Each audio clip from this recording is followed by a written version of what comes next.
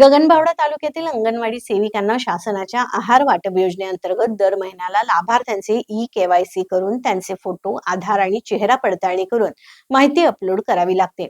मात्र ग्रामीण भागात मोबाईल नेटवर्कचा मोठा अभाव असल्यामुळे सेविकांना प्रचंड त्रास सहन करावा लागत आहे.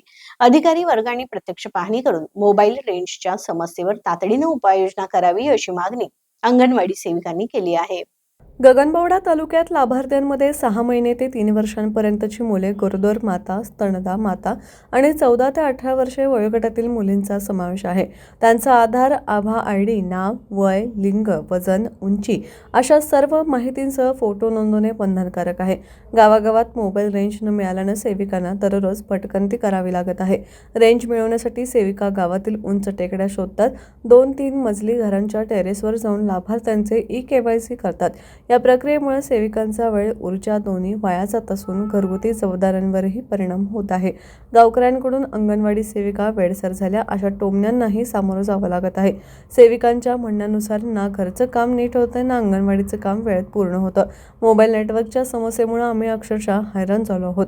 याबाबत सेविकांनी संबंधित ICD विभागाच्या अधिकारी प्रतिभा शिर्के यांच्यासह पंचायत समिती कार्यालयातील अधिकाऱ्यांशी संपर्क साधण्याचा प्रयत्न केला.